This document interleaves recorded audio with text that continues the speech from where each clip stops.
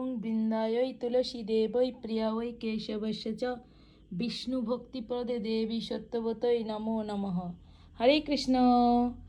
এই যে রাত্রিবেলা সোনাদের আমি ভোগ লাগিয়েছি গরমা গরম অন্ন আর আলুর পকোড়া আর সন্ধব লবণ দিয়েছি একটু, আর তুলসী পত্র দিয়ে আর জল দিয়ে ভগবানকে এটাই ভোগ লাগিয়েছি। রাতের ডিনারে ওদের এটাই দিয়েছি, আর অন্য কিছু আজকে এখন আর রান্না করিনি। আজকে সারাটা দিন এইভাবেই গেছে। শরীরটা এখন আমার আগের থেকে অনেকটা ভালো আছে। তো এই যে মানে ওদের রুমে আসলে আর যেতে ইচ্ছে করে না, সত্যি করে। মানে এত সুন্দর লাগে, মানে সবসময়ের জন্য মনে হয় যেন এই ঘরেই বসে থাকি। তো যাই হোক, এখন ওদের ভোগ লাগিয়ে একটু পরে ওরা ঘুমিয়ে পড়বে। অনেক রাত হয়ে গেছে, যদিও আজকে সবই লেট হয়ে গেছে। সকালেরটা ঠিকঠাক টাইমে হয়েছে, কিন্তু দুপুরেরটাই সন্ধ্যাবেলা হয়ে গেছে, আর রাতেরটাও অনেকটা রাত হয়ে গেছে। যাই হোক, এখন প্রায় 11:30 বাজে। তো এই যে ওদের সেই কেকের ওপর যেটা ভগবানের যে ছবিটা দেওয়া হয়েছিল, তো সেটাই আমি তুলে রাধারানীর হাতে দিয়ে দিয়েছি। অ্যাকচুয়ালি অনেকেই একটা ইনফরমেশন তোমাদের দিই, একটা কথা আমি তোমাদের সাথে শেয়ার করি। সেটা হচ্ছে জন্মদিনে, মানে মানুষের যে শুভ জন্মদিন, মানুষের হোক ভগবানের হোক, জন্মদিন মানেই শুভ। তো সেই ক্ষেত্রে কেকের ওপর মানে এই জিনিসটা আমার অনেক দিন আগেই একটা মানে এই ব্যাপারটা নিয়ে মাথায় স্ট্রাইক করেছিল।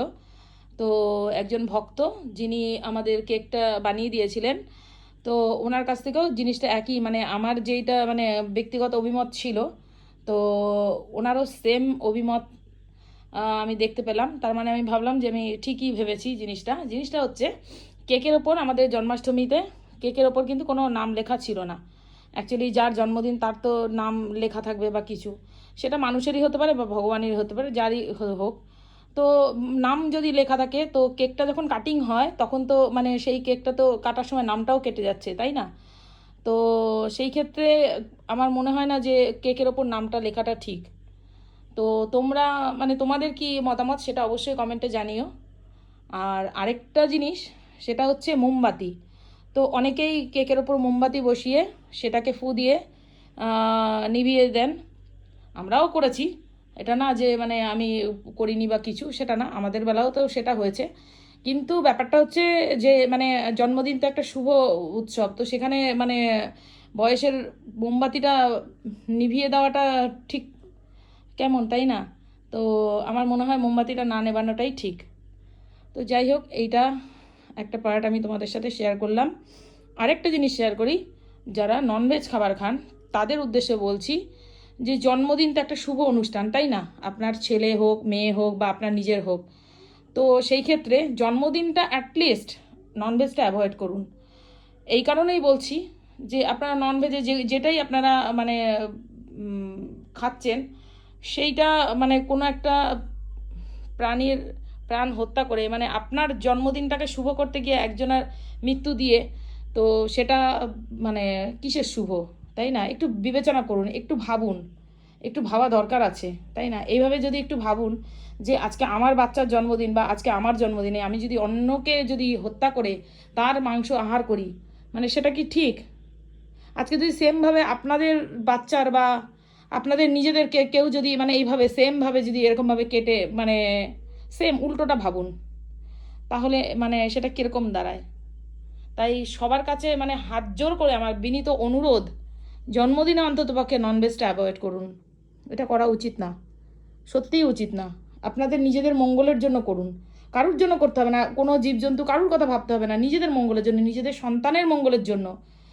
তো প্রত্যেকটা মায়ের কাছে আমার বিনীত অনুরোধ, প্রত্যেকটা বাবার কাছেও আমার বিনীত অনুরোধ, নিজের সন্তানের শুভ যদি জন্মদিন করতেই হয়, সেই ক্ষেত্রে ননভেজটা অবশ্যই অ্যাভয়েড করুন। ননভেজটা তো সত্যি করে পুরোপুরি না খাওয়াটাই বেটার, কারণ প্রাণীজ প্রোটিন আমাদের শরীরের জন্য কখনোই ভালো না। সেটা কিন্তু মানে একদম ক্যান্সারের কারণ।